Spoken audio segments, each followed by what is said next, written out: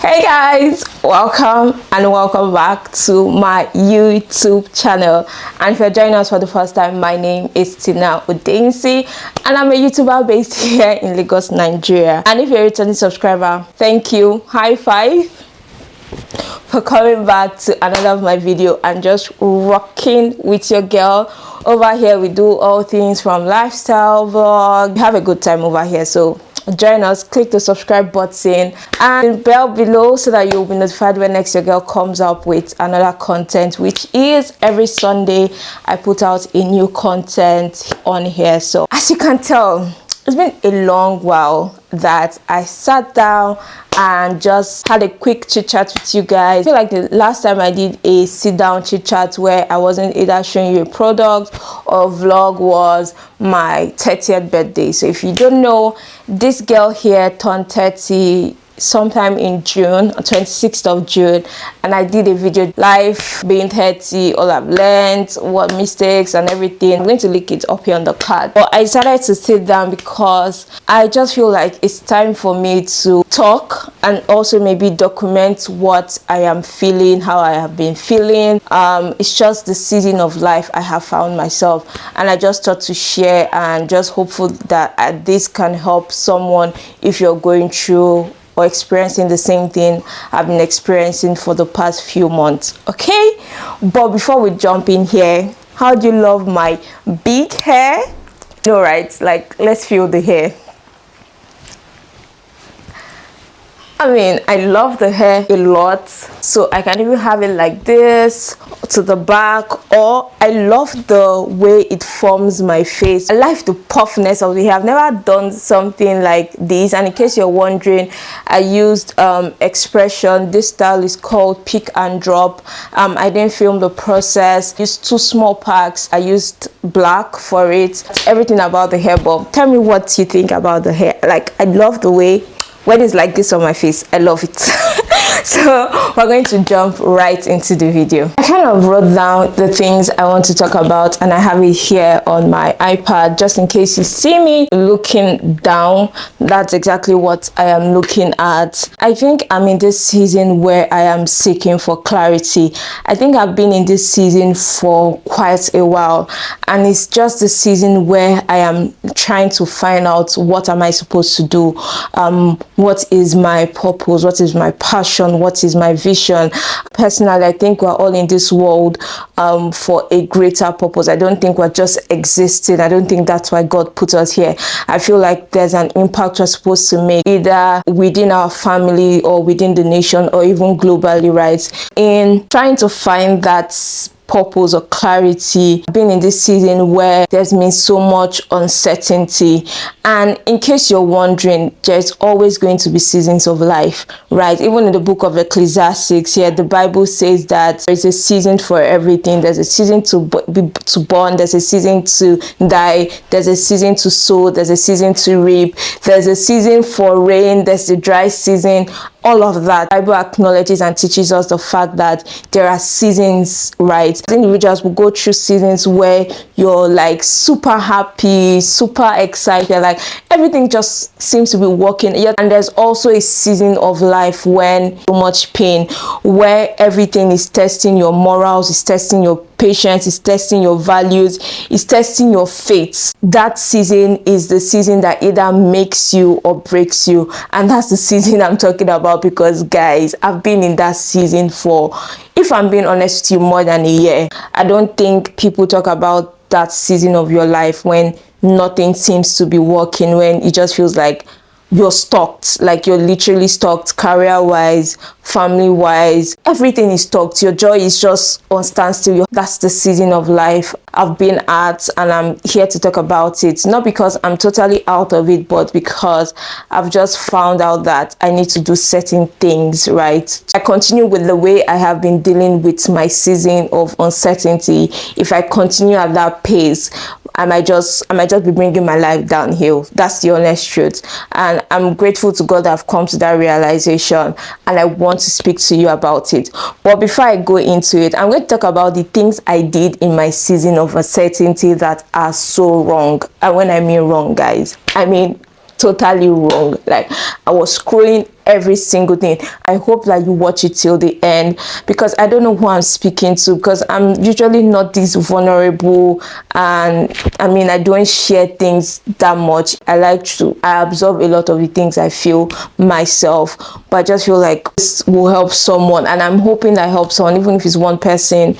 I'm okay with that, right? So the first thing I'm going to talk about is things that I shouldn't have done. The first thing is shutting the door at God. Let me tell you,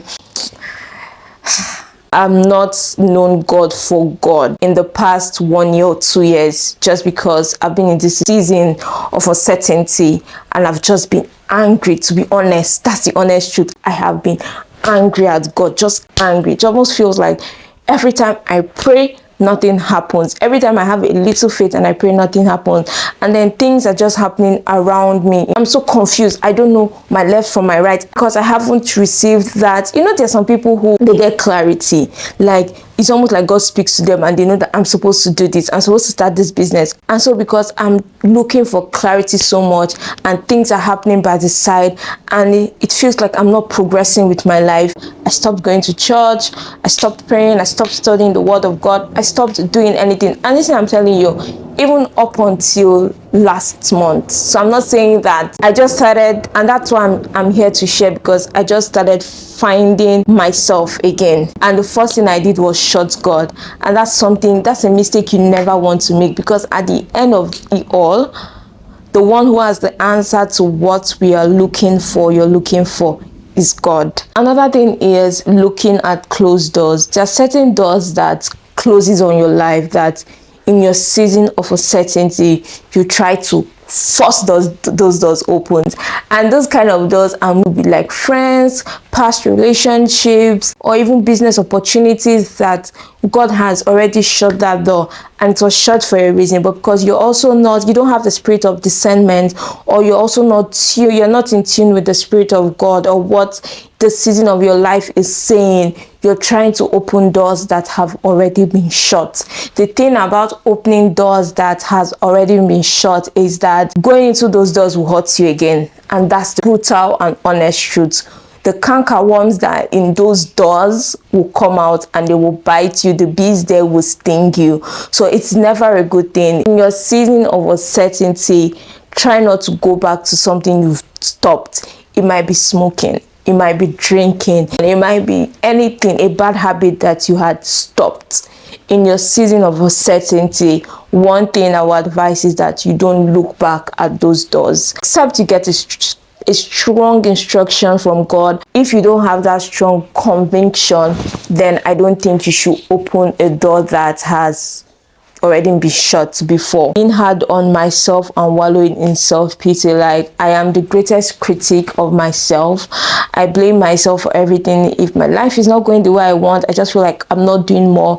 I blame myself. I'm like, I'm not smart, I'm not wise. Why am I not wise? Why am I not smart? Why don't I know this? Why don't I know that? And I'm just so hard on myself. And in being hard on myself, I speak negative things over myself. And remember, there's power in the tongue.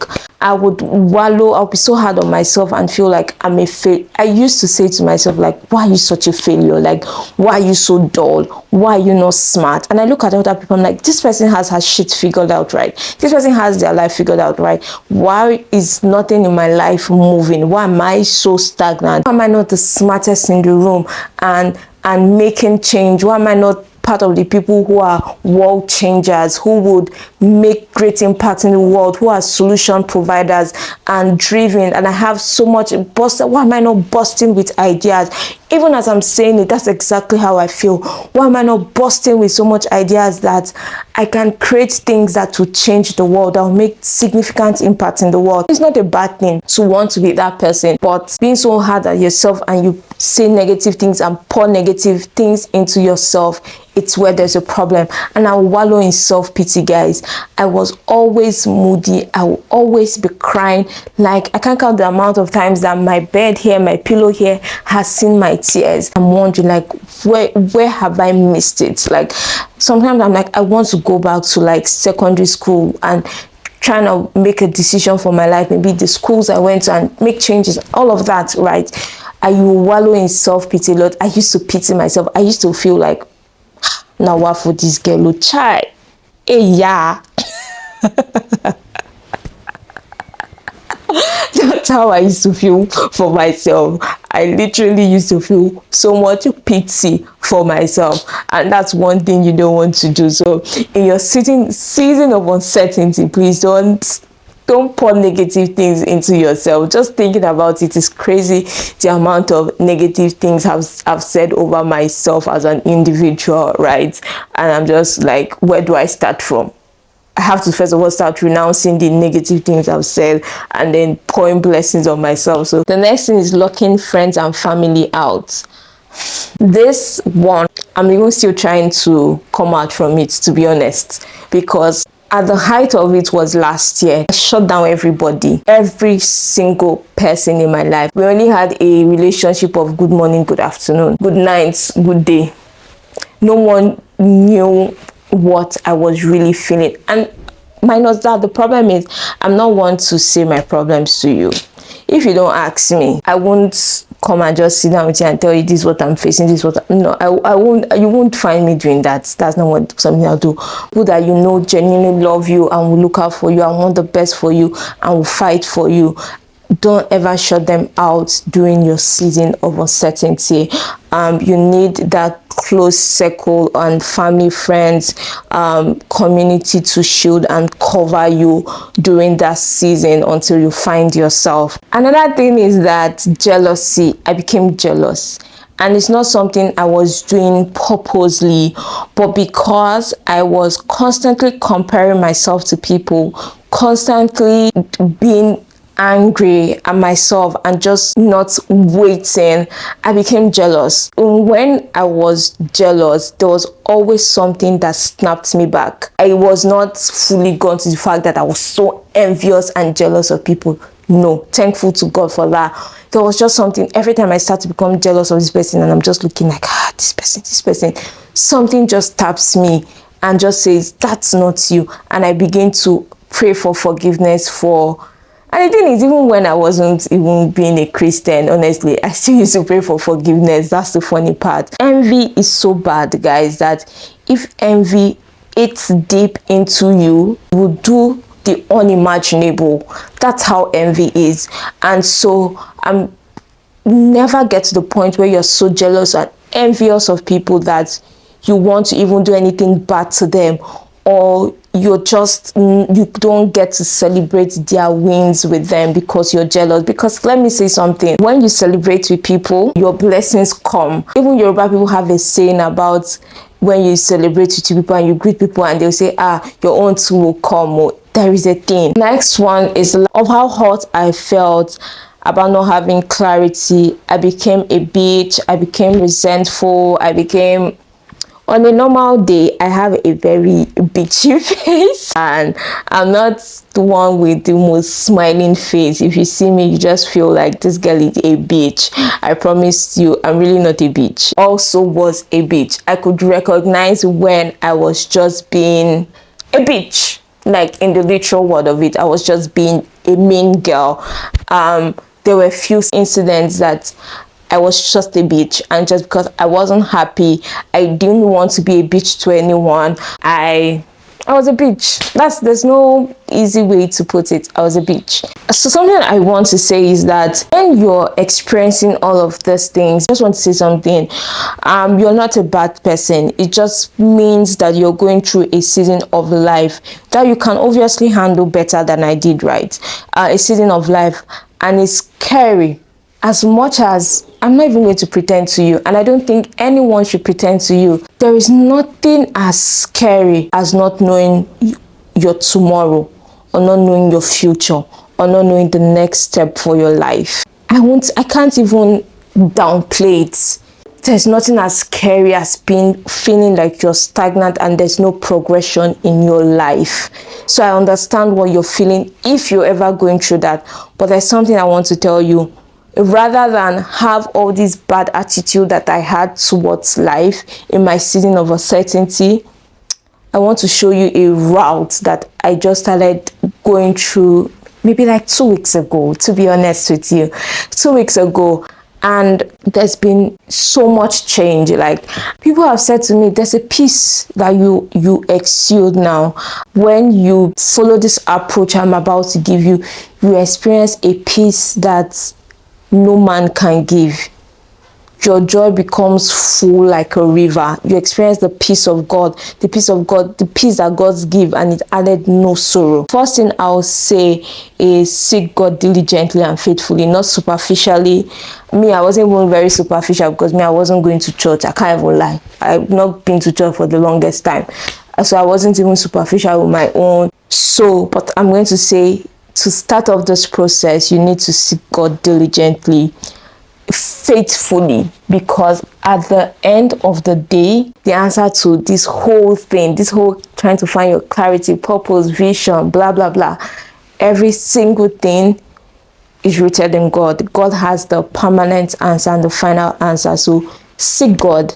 It's not going to be easy. I'm not going to tell you it's easy. Even for me, I'm still struggling. Like, I want to believe, but my mind keeps playing games with me.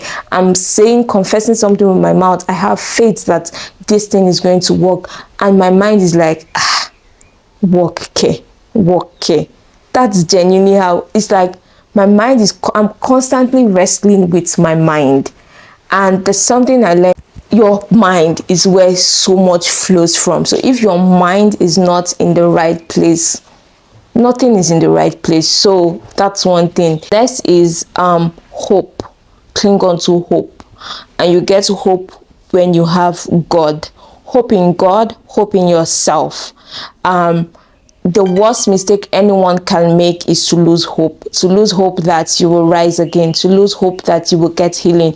To lose hope that you will find yourself. To lose hope that the Lord will bring that person for your own person for you. If the day you lose hope, it's practically finished. There is something about clinging on to hope.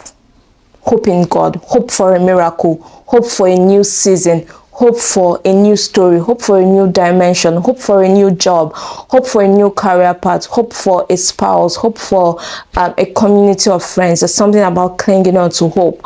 And so I pray that you never lose your hope. I already said about shutting doors. And here I'm also saying, don't try to open doors that has been shut.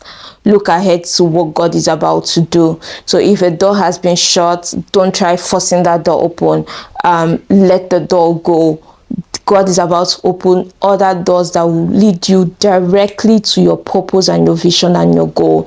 So let go of the doors that has been shut and look on and pray to God to open new doors for you, new doors that will bring you the peace and the calm and the answers to everything that you're looking for is in the new door. It's not in the previous door. So that's something I'll say. Feed your mind and your soul with positivity, guys. Like, read books that make you feel good about yourself, that makes you feel good about the season of life you're in.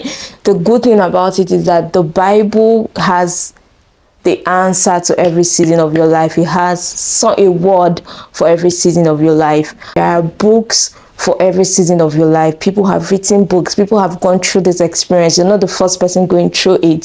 So there are books that you can read that will help you navigate the season of life that you're in. So something I'm saying, and I'm also saying it to myself, is to read books that speak to the season of your life in. Sometimes there are hidden gems, there are answers that will help you find what you're looking for. So positive books, positive movies, surround yourself with friends, positive energy, everything good and positive. Surround yourself with that. Create a few good and trusted community that you can count on. So friends, family, a community is important, right? And they might not be family, they might just be friends that have turned family. So find your own community, people you can confide in, people that you're sure will give you advice that are worthwhile, advice that are sensible, right? Not people that will tell you to go and do nonsense. So find peace and joy. Peace and joy is something that's so underrated. I feel like, I don't know why I keep saying I feel like people, if you have genuine peace and joy, don't ever let anything steal it from you. because to find it, I am telling you from experience, is hard. Find your peace and joy. You find your peace in the little things, your joy in the little things, the things, small things that make you happy. When you start to do those things, before you know, there's just a new aura around you, and you just radiate with so much peace, so much joy, and you're just like, oh wow, I'm such a happy girl, I'm such a happy boy, right? So I'm going to talk about the last thing, which is to take a step, and I'm going to say it how I wrote it down, because I want to be very clear. And I wrote it, I said take a step. You might not be sure if that step is in the right direction of your purpose or your calling or your career paths, but there's something about taking a step. When you take a step, you will definitely find the next thing you're supposed to do. At the end of the day, God doesn't work with idle minds. It doesn't work with idle hands, right? So take a step. I don't know what my career path is, but I want to take a step and go and read a course in marketing. It's taking a step. You're not sure what it is, but God will find you when you're active, when you're sincerely searching and trying to improve. So I don't know what I want to do in my career, but I'm going to go and read a course in marketing. I don't know how I'm going to need the course in marketing. I don't know if I'm going to need it in future, but I'm going to do it anyways, because now that's what makes sense to me. And you go ahead to read a course in marketing, and then you might meet someone who is the destiny changer you need for your life, your helper. Or you might study that course and you see, oh wow, this is what I'm supposed to do in marketing. Maybe I'm supposed to be a social media marketing manager, or I need to study about affiliate marketing. Or wow, maybe it's not marketing. Maybe this is another entire thing I'm supposed to do. And I'm just using this for an instance, but take a step. You will get clarity when you take a step.